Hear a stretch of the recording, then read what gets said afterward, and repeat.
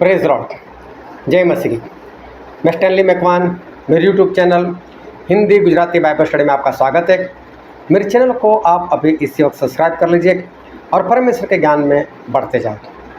क्या आपने बपतिस्मा ले लिया? क्या आप बपतिस्मा के पानी में डूब गए? क्या आप बपतिस्मा के पानी में डूबकर बाहर भी निकल आए? आपने ये क्यों किया? क्यों आप बपतिस्मा के पानी में डूबे और उस बपतिस्मा के पानी में डूबकर बाहर क्यों आए? ये डूबना क्या है? ये बाहर निकलना क्या है? आपने ये क्यों किया? इसके पीछे क्या राज है? इसके पीछे क्या समझ है? वो जानने के लिए मेरे साथ इस वीडियो में अंत तक बने रहो। बपतिस्मा के लिए जो ओरिजिनल यूनानी शब्द है वो है बाप्टाइजो, और बाप्टाइजो का मतलब होता है में डूबना। पानी का बपतिस्मा मतलब पानी में डूबना। किसी भी बाइबल में, किसी भी लैंग्वेज में इसका अनुवाद नहीं किया गया। हर जगह पर बपतिस्मा, बाप्तिस्मा, बैप्टिज़म ऐसे शब्द इस्तेमाल किए गए, लेकिन उसका अनुवाद जो सही में ऐसा होता है में डूबना, ऐसा कहीं पर भी नहीं किया गया। बपतिस्मा में उसके मतलब के अनुसार में डूबना, तो बपतिस्मा में डूबना पड़ता है, और जब डूबते हैं तो बाहर भी निकलते हैं। लेकिन डूबना क्या है? ये वापस बाहर निकलना वो क्या है? ये पानी में डूबना क्या दर्शाता है और डूबकर बाहर निकलना वो क्या दर्शाता है? आओ हम बाइबल से देखते हैं, और बाइबल से एक वचन पढ़ते हैं, रोमिया 6:3-5। क्या तुम नहीं जानते कि हम जितनों ने मसीह यीशु का बपतिस्मा लिया सो उसकी मृत्यु का बपतिस्मा लिया? सो उस मृत्यु का बपतिस्मा पाने से हम उसके साथ गाड़े गए, ताकि जैसे मसीह पिता की महिमा के द्वारा मरे हुओं में से जिलाए गए, वैसे ही हम भी नए जीवन की सी चाल चले। क्योंकि यदि हम उसकी मृत्यु की समानता में उसके साथ गाड़े गए हैं, तो निश्चय उसके जी उठने की समानता में भी उठ जाएंगे। यहाँ बपतिस्मा, उसके पानी में डूबना और वापस जी उठना क्या दर्शाता है? जो वचन हमने पढ़ा तो वहाँ पता चलता है कि पानी में डूबना वो हमारा प्रभु यीशु के साथ गाड़ा जाना। वह प्रभु यीशु दफन हो गए मरकर, वैसे हम भी जब बपतिस्मा के पानी में डूबते हैं तो हम भी मर गए और हमारा दफन हो गया, हम गाड़े गए प्रभु यीशु के साथ, तो हमारा डूबना वो दर्शाता है। और जब हम बाहर निकलते हैं तो तीसरे दिन जिस तरह से प्रभु यीशु जी उठे, और जी उठने के बाद उनका नया जीवन था। नया जीवन मतलब उनका पुराना जीवन कोई गलत था और फिर नए जीवन में पैर रखा, ऐसा नहीं।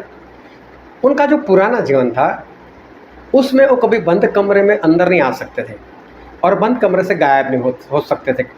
लेकिन अब नया जीवन उनको मिला, नया शरीर उनको मिला, और इस कारण वो बंद कमरे में अंदर भी आ जाते थे, चले भी जाते थे, गायब हो जाते थे। उसी तरह से जब हम पानी से बाहर निकलते तो हम भी जिलाए गए। किस तरह से? प्रभु यीशु जिस तरह से जिलाए गए, हम उनकी समानता में आ गए, मतलब हम भी अब नए जीवन में आ गए। हमें नए जीवन में चलना है। एक और वचन हम पढ़ते हैं जो है कुलुसी, उसका 2 अध्याय और 12 वचन। और उसी के साथ बपतिस्मा में गाड़े गए, और उसी में परमेश्वर की शक्ति पर विश्वास करके जिसने उसको मरे हुओं में से जिलाया, उसके साथ जी भी उठे। तो भाई यहाँ पर एक बार फिर बताएं कि जब हम बपतिस्मा के पानी में डूबते हैं तो क्या दर्शाता है? वो हमारा भी गाड़ा जाना, मतलब हम भी मर गए और प्रभु यीशु के साथ गाड़े गए। और पानी में से बाहर निकलना क्या दर्शाता है? कि जिस तरह से प्रभु यीशु जिला गए उसी तरह से हम भी वापस जिंदा हो गए। तो पानी में डूबना और बाहर निकलना वो हमारा गाड़ा जाना प्रभु यीशु के साथ, और प्रभु यीशु के साथ जी उठना वो दर्शाता है। अब जब आप बपतिस्मा लेते हो और पानी में डूब जाते हो तो मालूम है, जिस्मानी नहीं लेकिन आत्मिक रीति से आप मर गए और दफन हो गए। पर आप मर गए किसके लिए? आप किसके लिए दफन हो गए? आप बपतिस्मा से पहले जिंदा थे अपनी पत्नी के लिए, पति के लिए, बच्चों के लिए, माता पिता के लिए, भाई बहन के लिए, रिश्तेदारों के लिए, संसार के लिए, शैतान के लिए, पाप के लिए। आप इन्हीं सारी बातों में जिंदा थे। उन्हीं के लिए जिंदा थे, शैतान के लिए जिंदा थे, पाप के लिए जिंदा, सब कुछ आप करते थे। नशा करते थे, लड़ाई करते थे, झगड़ा करते थे, क्रोध करते थे, सब कुछ करते थे। क्योंकि आप जिंदा उन्हीं के लिए थे। लेकिन जब बपतिस्मा आप लेते हो और पानी में डूबते हो तो आप मर जाते हो। तो मालूम है आप किसके लिए मर जाते हो? अब आप अपनी पत्नी के लिए मर गए, आपके पति के लिए मर गए, अपने बच्चों के लिए मर गए, माता पिता के लिए मर गए, भाई बहन के लिए मर गए, रिश्तेदारों के लिए मर गए, अरे शैतान के लिए भी मर गए, पाप के लिए भी मर गए। मालूम है जब किसी के साथ लड़ाई झगड़ा होता है तब क्रोध में आकर लोग बोल देते हैं, जा अब से मैं तेरे लिए मर गया, जा अब से मैं तेरे लिए मर गई। मतलब मरा तो कोई नहीं, लेकिन अब मैं तेरे लिए मर गया, मैं तेरे लिए मर गई। मतलब तेरा और मेरा कोई रिश्ता नहीं, समझ लेना मैं मुर्दा हूँ, कभी मुझे बुलाना मत, और मैं भी मुर्दा हूँ, मैं कभी तेरे पास नहीं आऊँगा, नहीं आऊँगी, नहीं बुलाऊँगा। मतलब आज से तेरा मेरा कोई रिश्ता नहीं। तो जब हम बपतिस्मा लेते हैं ना और पानी में डूबते हैं तो यही दर्शाता है कि अब माता पिता के साथ, पति और पत्नी के साथ, बच्चों के साथ, रिश्तेदारों के साथ, शैतान के साथ, पाप के साथ अब हमारा रिश्ता नहीं रहा। अब हमारे जीवन में सबसे पहले रिश्ता है वो है परमेश्वर के साथ। फिर जब बपतिस्मा के पानी से हम बाहर निकलते, अब हमारा नया जीवन, अब हम नया जीवन पाया, हम वापस जी उठे। तो किसके लिए जी उठे? जिसके लिए मर गए उनके लिए तो नहीं जी उठे, आज तक उनके लिए जीते थे। अब आप दोबारा जो जी उठे वो समझो परमेश्वर के लिए जी उठे, परमेश्वर के वचनों के लिए जी उठे, उनकी गवाही के लिए जी उठे, उनकी सेवकाई के लिए जी उठे। अब आप परमेश्वर के लिए जिंदा हो, आप परमेश्वर के लिए आप जियोगे। आज तक पिता माता पति पत्नी बहुत लोगों के लिए जिए, लेकिन अब वापस जो जी उठे वो किसके लिए? वो सिर्फ और सिर्फ आप परमेश्वर के लिए जिलाए गए हैं। अब मैं आपसे कहना चाहता हूँ, अगर आपने बपतिस्मा ले लिया, पानी में डूबे और बाहर में निकले, तो इसका स्पष्ट सा मतलब ये है कि आप लोगों के लिए, पत्नी के लिए, पति के लिए, बच्चों के लिए, माता पिता के लिए, रिश्तेदारों के लिए मर गए, शैतान के लिए मर गए, पाप के लिए भी मर गए। क्या सही में आप मरे हो कि अभी भी वही सब कुछ चलता है? और आपको जिंदा किसने किया? आपको जिंदा परमेश्वर ने किया। आपको परमेश्वर ने नया आत्मा दिया, पवित्र आत्मा दिया। तो अब आपको किसके लिए जिंदा रहना है? अब परमेश्वर के लिए जिंदा रहना है। अब परमेश्वर के अनुसार चलना है, परमेश्वर की योजना के अनुसार चलना है। क्या सही में बपतिस्मा के बाद क्या आपका जीवन ऐसा है? क्या सही में आप परमेश्वर के लिए बपतिस्मा के बाद जी रहे हो, उनकी मर्जी, इनकी इच्छा के अनुसार चल रहे हो, या अभी भी वही माता पिता, पति पत्नी, भाई बहन, रिश्तेदार, शैतान, पाप, वही सब चल रहा है? आप किसके लिए जी रहे हो? अपने आप को जांचो, अपने आप को परखो कि जिस दिन बपतिस्मा लिया था क्या सोच कर लिया था, क्या समझ कर लिया था? क्या आज वही समझ, वही तलब, वो सब है क्या कि वापस वही पुराना जीवन जी रहे हो? क्या आज भी आप अपने माता पिता के डर से, पत्नी के डर से संगत को छोड़ते हो, प्रार्थना संगति को छोड़ देते हो, प्रभु भोज को छोड़ देते हो, परमेश्वर को छोड़ देते हो? या सही में परमेश्वर के लिए जी रहे हो?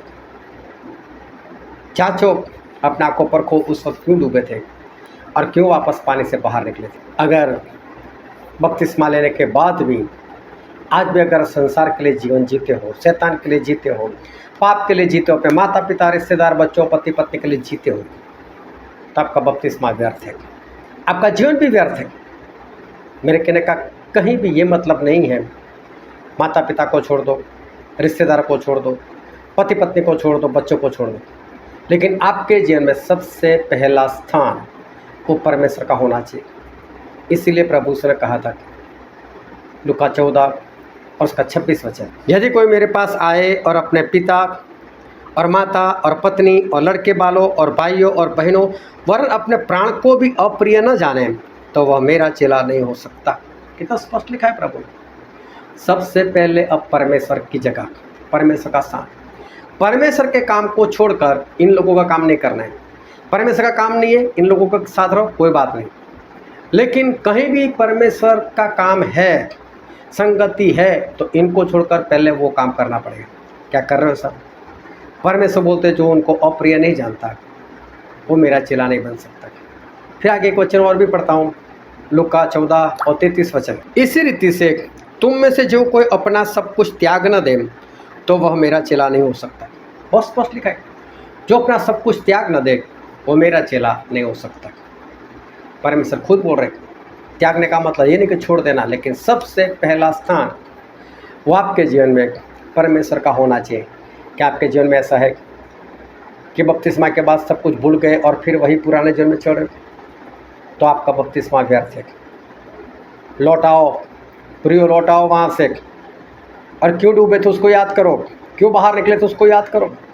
इसलिए पौलुस क्या कहते हैं मालूम है? एक वचन हम पढ़ते हैं फिलिपिया उसका पहला अध्याय और 21 वचन, क्योंकि मेरे लिए जीवित रहना मसीह है और मर जाना लाभ है।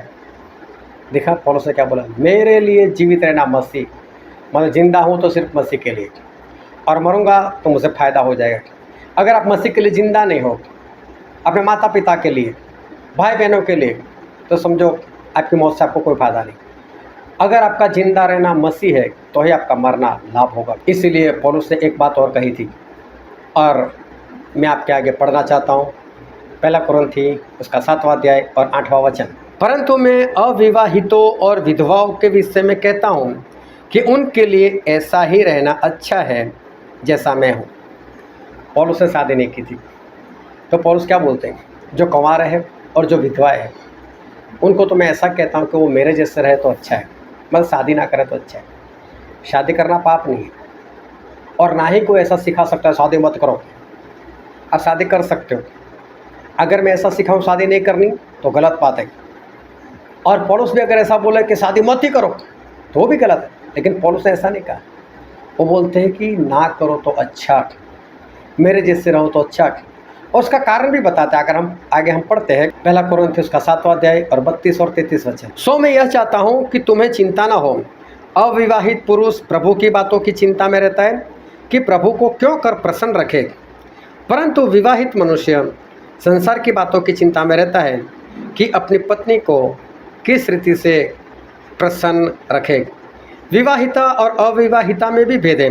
अविवाहिता प्रभु की चिंता में रहती है कि वह देह और आत्मा दोनों में पवित्र हो, परंतु विवाहिता संसार की चिंता में रहती है कि अपने पति को प्रसन्न रखे। शादी कर लेते हैं ना तो फंसना पड़ता है।